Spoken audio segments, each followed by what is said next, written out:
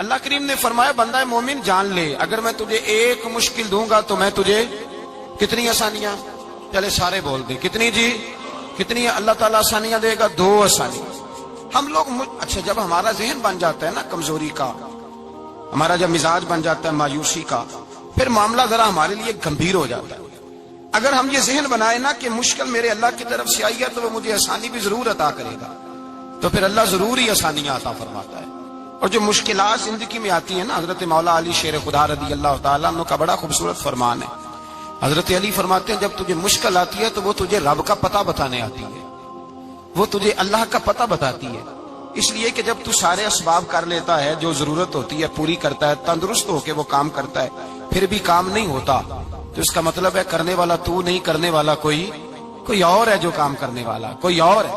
تو عزیز بھائی یاد رکھیں، ہر مشکل کے ساتھ اللہ نے آسانی رکھی ہوتی ہے۔ اگر اللہ تبارک و تعالیٰ بیماری عطا کرے تو اس کے ساتھ اللہ پھر جو تندرستی دیتا ہے وہ بھی بڑی اعلیٰ ہی عطا فرماتا ہے۔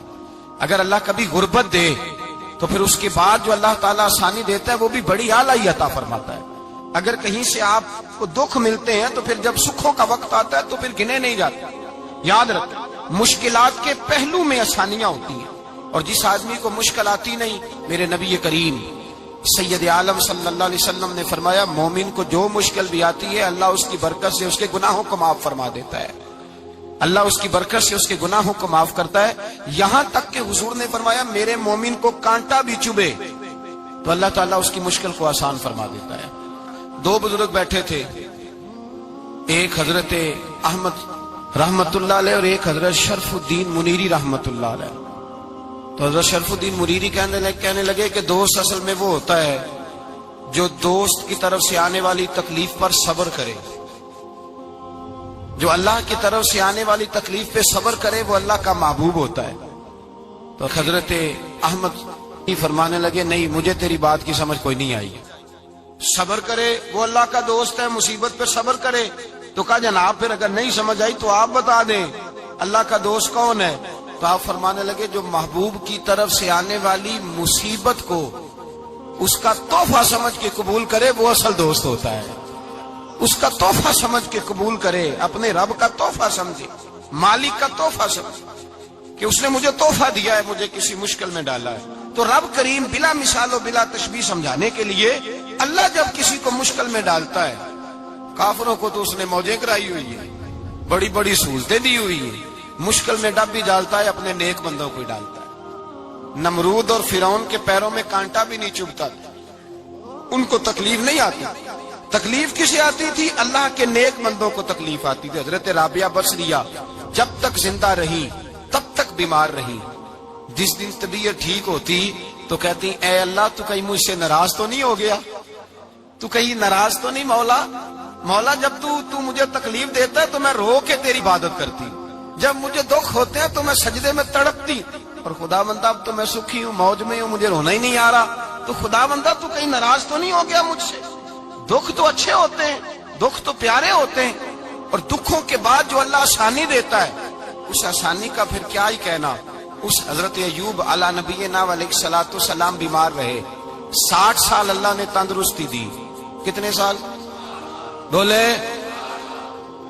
60 سال، غور کرنا بات پر، 60 سال علیل رہے، پھر بیمار ہو گئے، 18 سال ہو گئے بیمار ہوئے۔ زوجہ کہنے لگی دعا کر لیں آپ کو اللہ صحت دے دے۔ ہمیں اگر کوئی بندہ پوچھ لینا کہ بھائی کبھی کوئی خاص بات تو سناؤ، تو ہم جو ساری زندگی سکھ کے ساتھ سوئے ہوتے ہیں وہ بات نہیں سناتے، وہ جو ایک رات درد سے نیند نہیں آتی اس رات کا قصہ سناتے ہیں، کہتے ہیں وہ میرے الٹے دانت میں درد تھا تو میں ساری رات سو نہیں سکا۔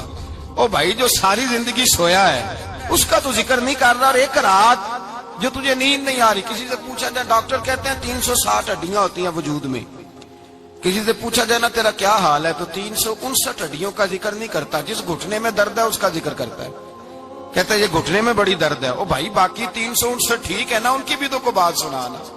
حضرت رابعہ بصریہ رحمت اللہ علیہ کے پڑوس میں ایک نوجوان رہتا تھا، آپ کے پڑوس میں، تو وہ جب جو محلے میں بچے رہتے ہیں نا گاؤں میں، ان کا پتہ ہوتا ہے، پڑوسی تھا تو 34-35 سال نوجوان کی عمر ہو گئی، کبھی بیمار نہیں ہوا۔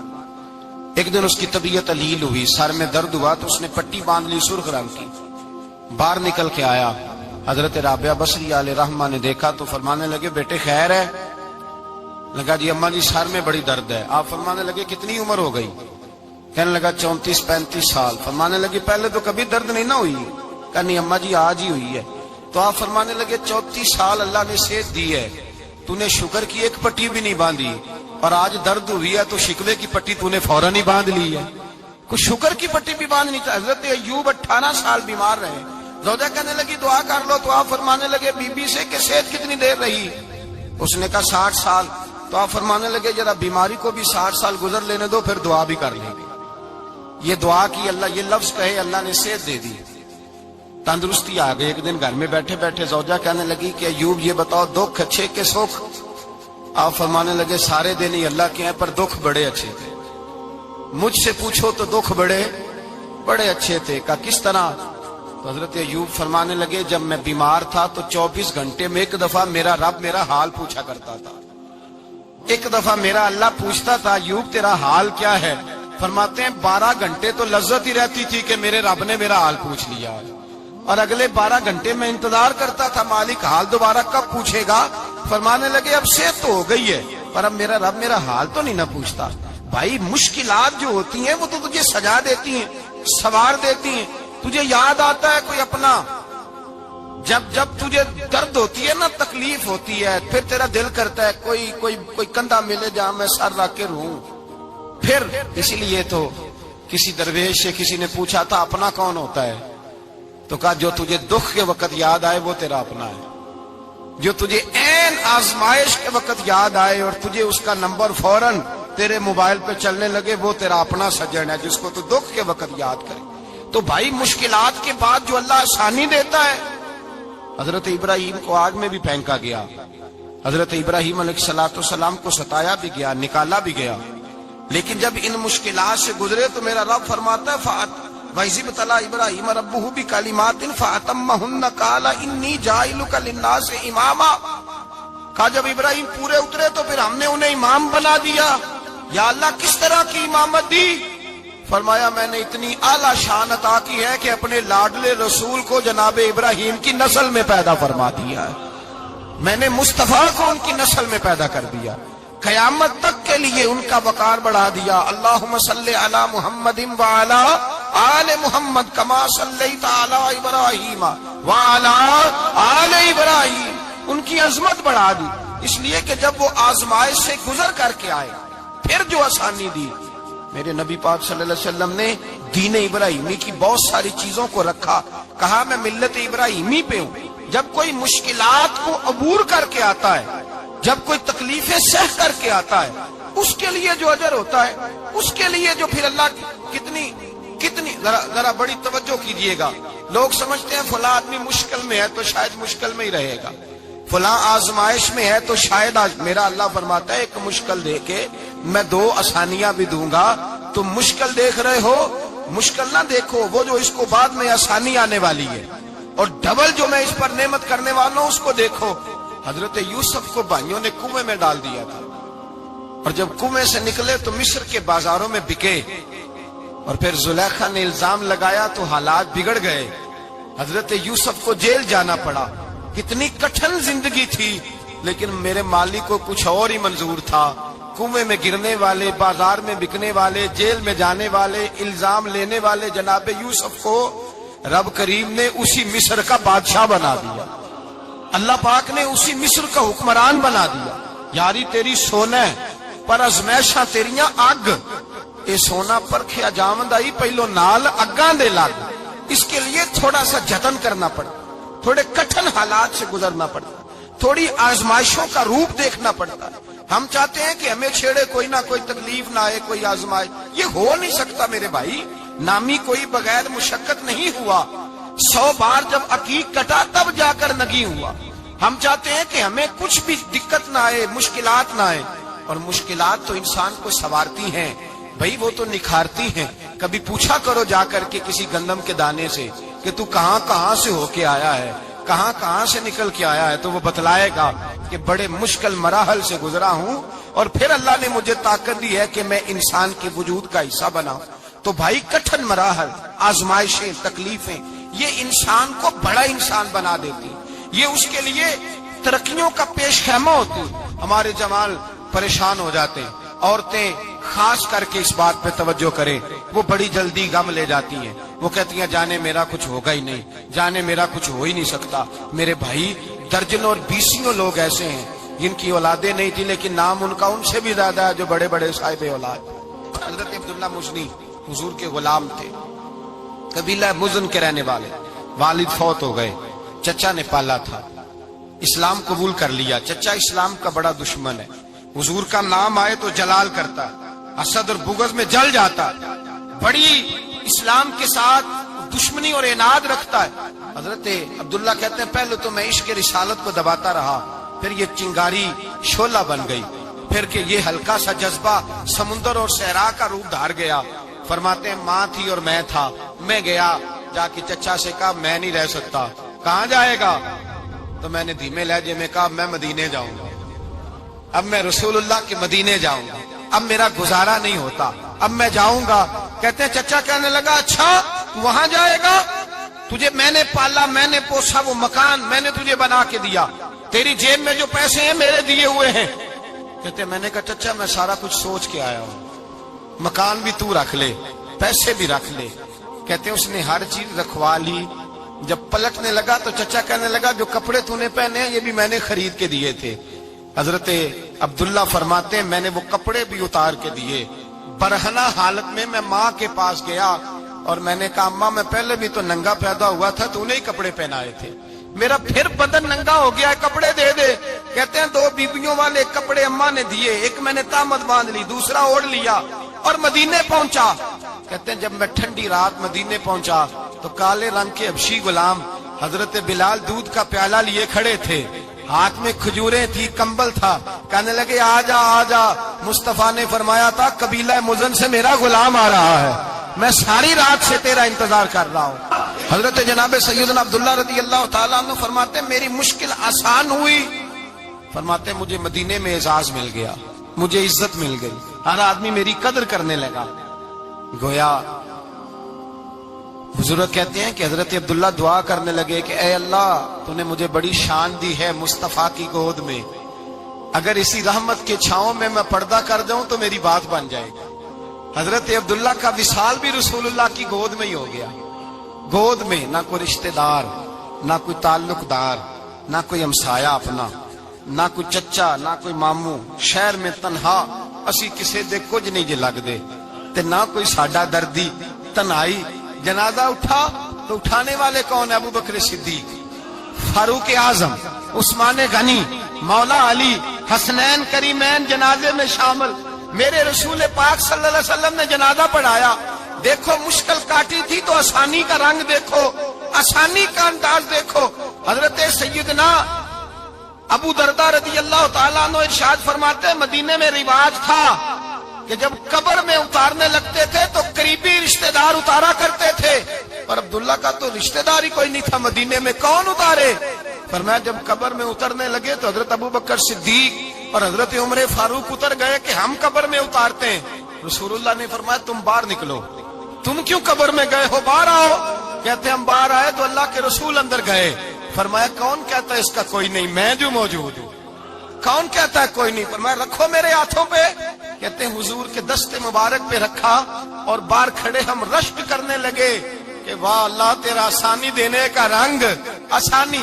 اس نے مشکل برداشت کی تو رب نے مصطفیٰ کے قدموں میں آسانیاں عطا فرمائی، پسے اور حضور نے قبر میں رکھا، نبی پاک نے۔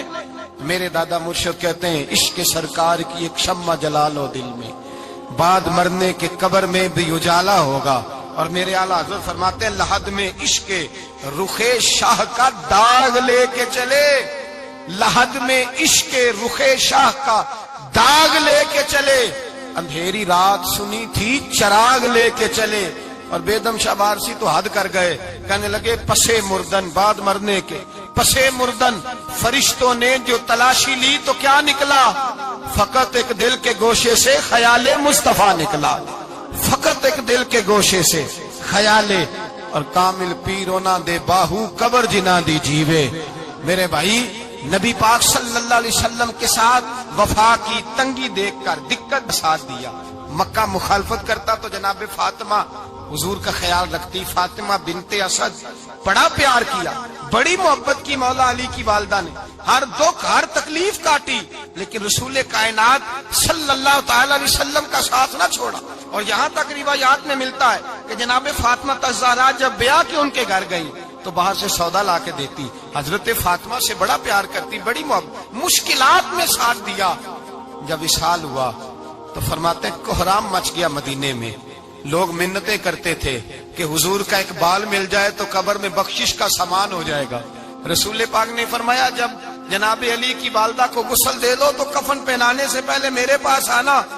کہتے ہیں جب غسل دے لیا تو عرض کی حضور غسل ہو رہا ہے, کفن کا کیا کرنا ہے؟ حضور اندر گئے, قمیض بدلی اور جو کرتا پہنا ہوا تھا اتار کے دیا. فرمایا وہ علی کی ماں نہیں میری ماں ہے, اس نے میرے لیے بڑی تکلیفیں سہی ہیں, بڑی مشکل دیکھی ہے. فرمایا اس طرح کرو میرے کرتے میں اسے کفن دو. حضور نے جنازہ پڑھایا, اپنے کرتا لباس مبارک میں کفن دلایا. پھر جب وہ دفن ہوئی تو حضور قبر پہ کھڑے ہوئے, کھڑے ہو کے فرمایا اے اللہ اپنے سارے نبیوں کے وسیلے سے اور میرے وسیلے سے میری اماں کی بخشی فرما دے. پھر جو آسانیاں ملی ان لوگوں کو تو ان کی قبروں تک آسانیاں ملی, پھر ان کو قیامت تک کے لیے آسانیاں ملی جنہوں نے مشکلات کو دیکھا.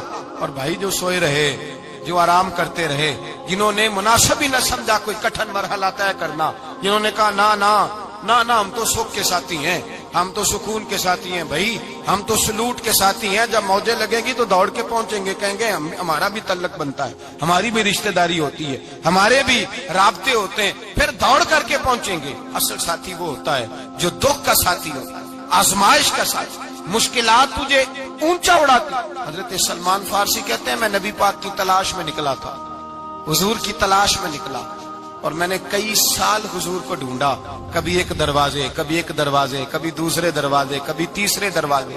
فرماتے میں شہزادہ تھا پر بکتا بکاتا مدینے آیا, میں نے نبی پاک کی تلاش میں یہودیوں کی غلامی بھی کی, تیری تلاش میں پھرا میں جنگل پہاڑ اور دشت میں. فرماتے ہیں بڑی تکلیف کاٹی, بڑی آزمائش دیکھی, لیکن اس دن مجھے سارے دکھ بھول گئے, اس دن میری ساری تکلیفیں آسانیوں میں بدل گئی. جس دن میرے نبی نے میرا بازو تھام کے کہا سلمانو منا اہل البیت, فرمایا سلمان کو تو میں نے اپنی اہل بیت میں شامل کر لیا ہے. فرماتے اتنی بڑی فضیلت کہ میں رسول اللہ کے خاندان میں جا شامل ہوا. تو بھائی یاد رکھیں جب آپ کو مشکل آتی ہے تو آپ کو آسانی دینے کے لیے آتی ہے, جب آپ کی طرف کوئی آزمائش آتی ہے تو آسانی دینے. یہ بات صحیح ہے کہ بیٹیاں پیدا ہونے پہ مشکل ہوتی ہے, ان کے نصیبوں سے ڈر آتا ہے, پر جتنی آسانی اللہ بیٹیوں کے باپ کو عطا کرتا ہے اور جتنی رحمت رب بیٹیوں کے باپ پہ فرماتا ہے اتنی بھی کسی اور کے حصے میں نہیں آتی. اس میں شک کوئی نہیں کہ بوڑھے ماں باپ کو جب سنبھالنا پڑے تو مشکل ہوتی ہے. بوڑھوں کی طبیعت بچوں جیسی ہو جاتی ہے, دقت ہوتی ہے, آزمائش ہوتی ہے, ان کی بات سننا بعض اوقات کڑوا لگتا ہے, ان کی فرمائشیں بعض اوقات بچوں کی طرح ایسی ہوتی ہیں جو حل نہ ہو سکیں. لیکن یہ وہی ماں باپ ہیں جن کی نوکری کے بارے میں میرے مصطفیٰ نے فرمایا اگر تو ایک رات انہیں خوش کرنے میں کامیاب ہوا تو اللہ 2 حج اور 2 عمرے کا ثواب عطا فرمائے گا. اس میں شک نہیں کہ بہت سارے کام مشکل ہوتے ہیں, کٹھن ہوتے ہیں, آزمائش والے ہوتے ہیں, اس میں کوئی شک نہیں کہ اس دور میں دین کا کام بڑا مشکل ہے, دعوت و تبلیغ کا سلسلہ بڑا کٹھن ہے, اس دور کے اندر حق بات بیان کرنا بڑا ہی مسئلہ ہے, اس دور کے اندر لوگوں کو کھری بات پہنچانا اور بتانا یہ اپنے ہاتھ میں آگ کا انگارہ پکڑنے کے مترادف ہے. لیکن میرے مصطفیٰ نے فرمایا تھا اس دور میں جب فتنہ ہو من تمسک بسنتی اندہ فساد امہ فلہ اجر 100 شہید. فرمایا اس دور میں جب آزمائشیں آ جائیں, تکلیفیں آ جائیں, اس دور میں جو میری سنت پر عمل کرے گا, رسول پاک کا وعدہ ہے اللہ ایک سنت پر عمل کرنے والے کو 100 شہیدوں کا ثواب عطا فرمائے, اللہ 100 شہیدوں کا درجہ دے گا اسے. تو بھائی جس قدر مشکل زیادہ اس قدر آسانی بھی, اس قدر اجر بھی زیادہ. مشکلات سے گھبرایا نہ کریں, ذہن بنا لیں کہ جس رب نے دی ہے وہی اللہ نجات بھی عطا فرمائے گا. انسان آسان ہو جاتا ہے. ہم لوگوں نے نا دوڑ صرف سکھ کٹھے کرنے کے لیے لگا لی ہے, سکھ کٹھے کرنے کے. وہ لوگ دکھوں میں راضی رہتے ہیں, دکھوں میں راضی رہتے تھے، آزمائشوں میں۔ ہمارا دعویٰ ہے رب رسول سے پیار کا، اور میرے حدیث بخاری میں ہے، فرمایا جو مجھ سے جتنا زیادہ پیار کرے گا اتنا اس کی طرف مشکل زیادہ آئے گی۔ حضرت ابو بکر شبلی رحمت اللہ علیہ سے کچھ لوگ ملنے آئے، کہنے لگے صاحب ہمیں آپ بڑے اچھے لگتے ہیں، بڑے پیارے لگتے ہیں، آپ کی زیارت کرنے آئے، دل کرتا ہے 2 گھڑیاں پیر دبا دیں، دست مبارک چوم جائیں، دست بوسی ہو جائے، دل کرتا ہے۔ آپ نے فرمایا واقعی مجھ سے پیار ہے؟ کہا حضور بڑا پیار ہے۔ فرمایا سوچ لو، کا صاحب بڑا پیار، پھر سوچ لو، کا بڑا پیار ہے۔ حضرت ابو بکر شبلی دیوانے سے آدمی تھے، پتھر اٹھائے روڑے اور زور زور سے ان لوگوں کو مارنے شروع کر دیے، دوڑ گئے، کہنے لگے بابا تو پاگل ہو گیا ہے۔ جب دوڑے تو حضرت ابو بکر شبلی فرمانے لگے بس تم تو کہتے تھے ہمیں پیار بڑا ہے۔ کہا حضور کیا مطلب؟ آپ فرمانے لگے اگر تمہیں مجھ سے پیار ہوتا تو میرے روڑے کھا کے میرے دروازے پہ مر جاتے، کبھی میرا ساتھ چھوڑ کے نہ جاتے۔ تمہیں پیار نہیں، تم سوکھ کے سجن ہو، تم چوری کھانے والے میاں مٹھو ہو، تم تو اس لیے آئے ہو کہ یہاں برکتیں ملیں گی، موجیں ملیں گی، تمہیں پیار نہیں۔ ہمیں خدا رسول سے پیار بھی ہے، ذرا سی آزمائش آئے رونے بیٹھ جاتے ہیں، غریب بھی رو رہا ہے، بیمار بھی رو رہا ہے، تنگ دست بھی رو رہا ہے، اور جو آدمی کسی مشکل میں گرفتار ہے وہ بھی کہتا ہو جتنا میں الجھ گیا ہوں ہے ہی کوئی نہیں۔ اٹھیں، بیدار ہوں، اپنے آپ کو توانا کریں، اپنے اندر جولانیاں پیدا کریں، یاد رکھیں جتنی مشکل سخت ہوگی اتنی آسانی بھی اللہ زیادہ ہی عطا فرمائے گا۔ اللہ تعالیٰ زیادہ اور وعدہ کیا اللہ پاک نے، فَإِنَّ مَعَ الْعُسْرِ يُسْرًا إِنَّ مَعَ الْعُسْرِ يُسْرًا، فرمایا اگر میں تمہیں ایک مشکل دوں گا تو میں تمہیں 2 آسانیاں عطا فرماؤں گا۔ اللہ تعالیٰ ڈبل آسانی دیتا ہے اگر کسی پر مشکل ڈالتا ہے۔ اپنے آپ کو کمزور نہ کریں، ذہن بنائے دکھ سہنے کا، مزاج بنائیں تکلیف برداشت کرنے کی، پھر یہ مشکل نہیں ہوگا، پھر آسانی سے بندہ گزر جائے گا۔